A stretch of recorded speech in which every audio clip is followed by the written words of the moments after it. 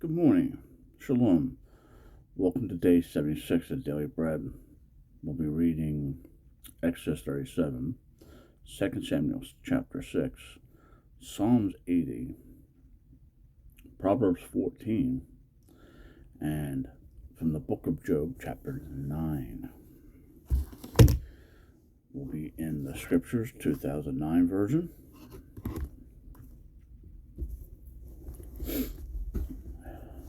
Exodus 37 on page 98. And Bezalel made the ark of Arcadia wood 2.5 cubits long, and 1.5 feet wide, and 1.5 feet high. And he overlaid it with clean gold, inside and outside, and made a molding of gold all around it. And he cast 4 rings of gold for it, for its 4 feet, two rings on its one side, and 2 rings on the other side.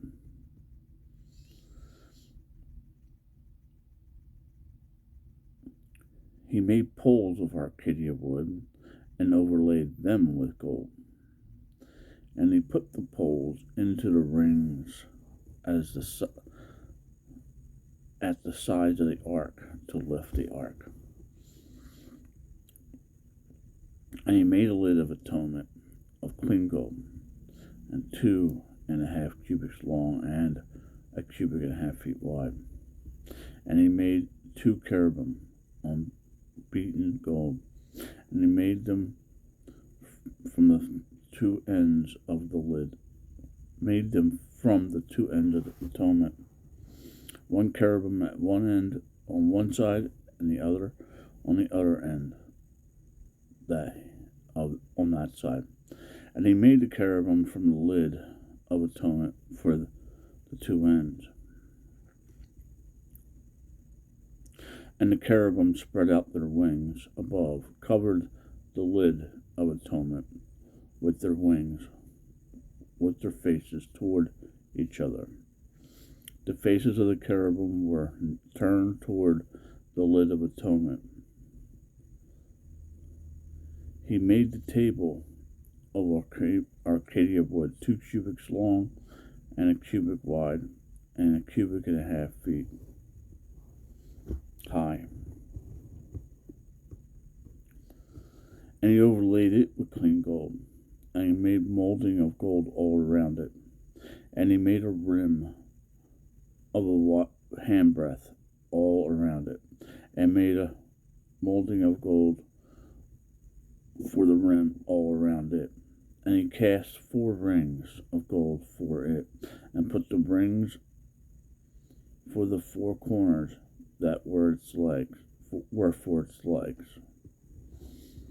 The rings were next to the rim as holders for the poles to lift the table.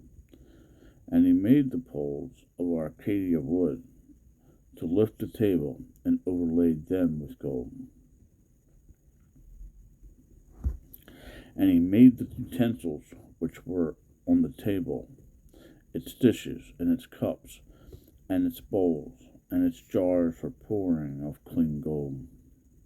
And he made the lampstand of clean gold. He made a lampstand of beaten work, its base and its shaft, its cups, its ornamental knobs, and its blossoms were from it. And the 6 branches came out of the sides, 3 branches of the lampstand out of one side, and 3 branches of the lampstand out the other side.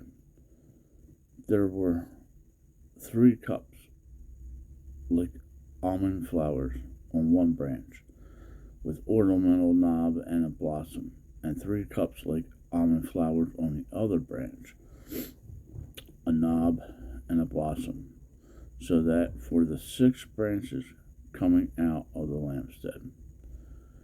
And on the lampstand were 4 cups like almond flowers, its knobs and blossoms, and the knob under the 2 first two branches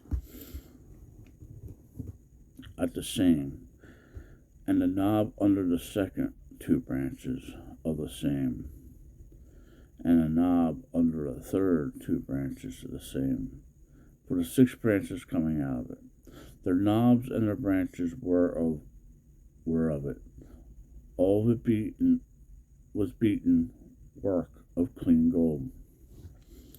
And he made it 7 lamps, and its snuffers, and its trays of clean gold. He made it of talent of clean gold, and all its utensils. He made the incense slaughter place of Arcadia wood, a cubit long, a cubit wide square, and 2 cubits high. Its horns were on it, and he overlaid it with clean gold. Its top and its sides all around, and its horns. He made a molding for it of gold all around it, and he made 2 rings of gold for it under the molding at the 2 corners on both sides of the holders, as holders for the poles with which to lift it. And he made the poles of Arcadia wood and overlaid them with gold. And he made the set apart anointing oil and the clean incense of sweet spices according to the work of the perfumer. End of Exodus 37.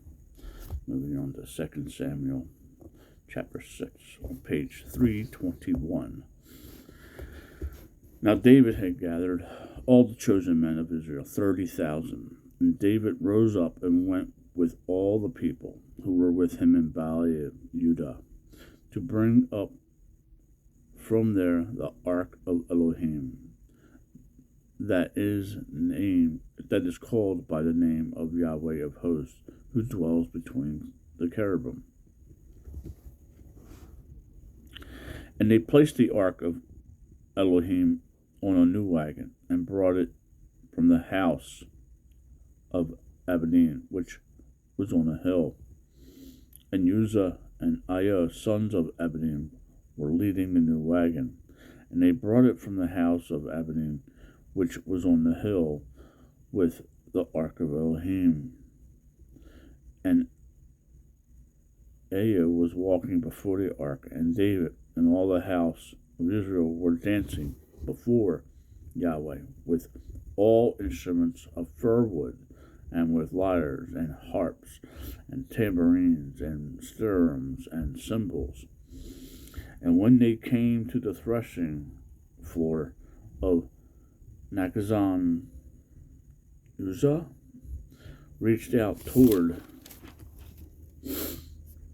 the ark of Elohim and took hold of it, for the oxen stumbled.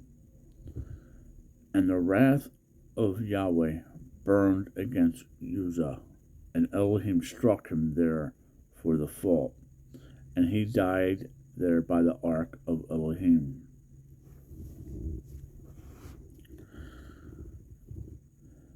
And David was displeased because Yahweh had broken out against Uzzah, and he called the name of the place Peretz Uzzah until this day. And David was afraid of Yahweh on that day, and said, how shall the ark of Yahweh come to me? And David would not move the ark of Yahweh with him into the city of David. But David turned it aside to the house of Obed Edom the Gittite. The ark of Yahweh remained in the house of Edom the Gittite 3 new moons. And Yahweh blessed Obed Edom and all his house. And it was reported to sovereign David, saying, Yahweh has blessed the house of Obed Edom and all that he has, because the ark of Elohim. David then went and brought up the ark of Elohim from the house of Obed-Edom to the city of David with rejoicing. And it came to be, when those bearing the ark of Yahweh had gone 6 steps, that he slaughtered bulls and a fatted sheep.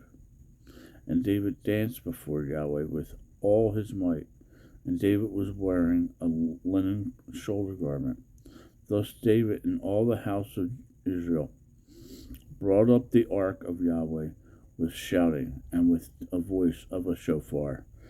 And it came to be, when the ark of Yahweh came into the city of David, Jerusalem, that Michal, daughter of Shaul, looked through a window and saw sovereign David leaping and dancing before Yahweh, and she despised him in her heart. So they brought the ark of Yahweh in, and set it in its place in the midst of the tent that David had pitched for it. And David brought ascending offerings before Yahweh and peace offerings. And when David had furnished bringing ascending offerings and peace offerings, he blessed the people in the name of Yahweh of hosts. And he apported to all the people, to all the crowd of Israel, from man even to women, to each one loaf of bread, and a measure and a cake of ravens. And all the people left, each one to his house. And David returned to bless his household. And Michal, the daughter of Shaul, came out to meet David and said, "How esteemed was the sovereign of Israel today, and covering himself today in the eyes of female servants of his servants, as one of the foolish ones shamelessly uncovered himself."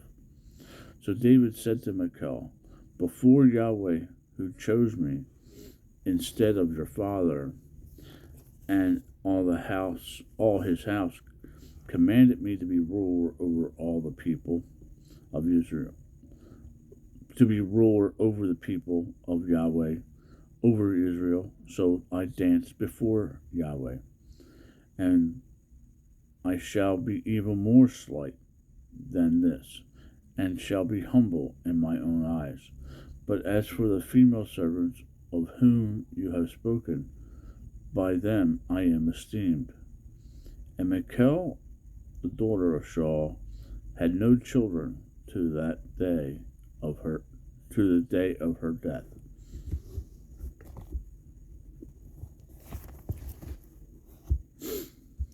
Psalms 80 on page 692. This is a prayer for Israel's restoration. Give ear, O shepherd of Israel, who leads Joseph like a flock, who dwells between the cherubim. Shine forth before Ephraim, Benjamin, and Manasseh. Stir up your might, and come and save us.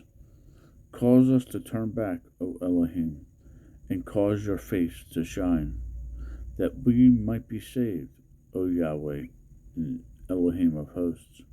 How long shall you be wroth against the prayer of your people? You have crushed them to eat the bread of tears, and have caused them to drink with tears a third time. You have made us a strife to our neighbors, and our enemies laugh among themselves. Turn us back, O Elohim of hosts, and cause your face to shine, that we might be saved. You brought the vine out of Mizraim. You drove out the nations and planted it. You cleared a place for it, and caused it to take deep root, and filled the land. Hills were covered with its shadow, and the mighty cedars with its twigs. She spread her branches to the sea, and her shoots to the river. Why have you broken down her hedges, so that every passerby by plucked her fruit. The boar of the boar out of the forest ravages it, and the wild beast of the field devours it. Return, we beg you, O Elohim of hosts. Look down from the heaven and see, and visit this vine, and the stock with which your right hand has planted, and the son whom you made strong for yourself. It is burned with fire, it is cut down, they perish at the rebuke of your face. Let your hand be upon the one at your right hand, upon the son of Adam, whom you made strong for yourself, and we shall not backslide from you. Revive us, and let us call your name. Turn back, O Yahweh, Elohim of hosts, and cause your face to shine, that we might be saved. Under Proverbs 14 on page 741. Every wise woman has built her house, but the foolish breaks it down with her hands. He who walks in his straightness fears Yahweh, but he whose ways are crooked despise him. In the mouth of a fool is a rod of pride, but the lips of the wise guard them.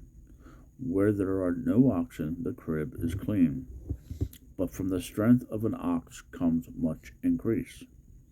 A trustworthy witness does not lie, but a false witness breathes out lies.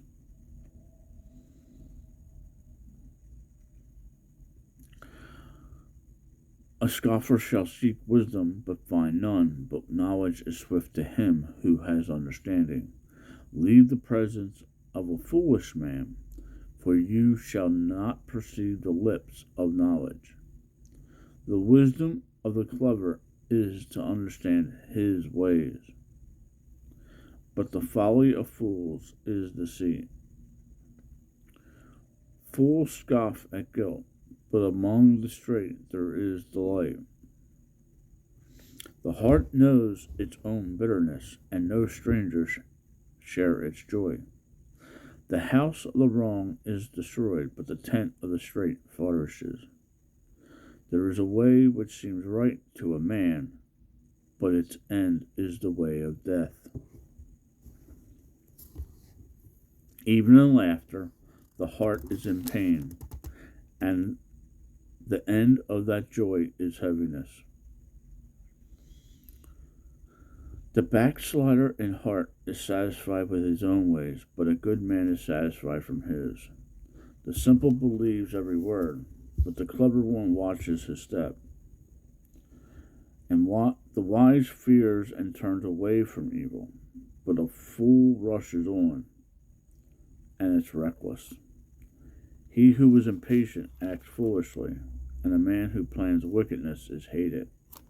The simple shall inherit folly, but the clever is crowned with knowledge.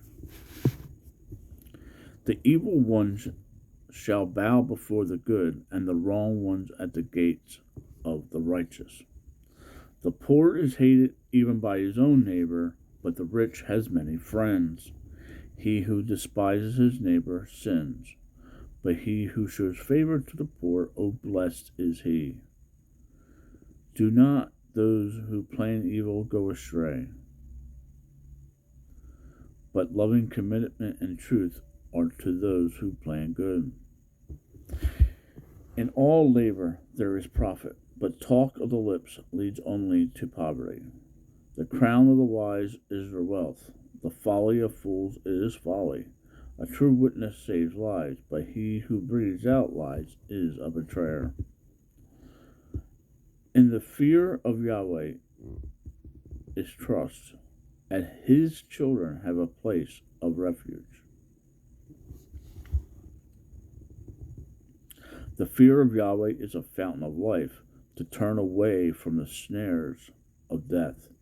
In a multitude of people, in a sovereign splendor, but in the lack of people is the ruin of a prince. He who is patient has great understanding, but he who is short in spirit exalts folly. A healthy heart is life to the body, but envy is rottenness to the bones. He who oppresses the poor reproaches his Maker, but he who esteems him shows favor to the needy. By his own evil doing, the wrong is thrust down, but the righteousness has a refuge in his death. Wisdom rests in the heart of him who has understanding, and even among fools it becomes known. Righteousness exalts a nation, and loving commitment to the people is sin. The sovereign's delight is toward a wise servant, but his wrath is towards him who causes shame. And the Proverbs 14. On to the book of Job, chapter 9, on page 764. And Job answered and said, Truly I know it is so, but how is a man right with Elohim? If one wished to dispute with him, he would not answer him one time out of 1,000. Wise in heart and potent of power, who has hardened himself against him and is at peace? He who removes mountains, and they do not know it, when he overturns them in his displeasure, who shakes the earth out of its place, and its columns tremble, who commands the sun, and it does not rise, and he seals up the stars, stretching out the heavens by himself, and treading upon the waves of the sea, who made Ash and Kessel and Kaman and the rooms of the south, who performs great and unsearchable deeds and innumerable wonders. Look, he goes by me, and I do not see, and he moves past, but I do not discern him.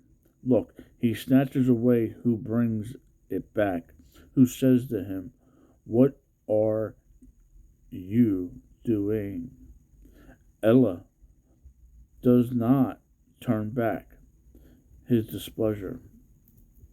The helpers of pride stoop under him.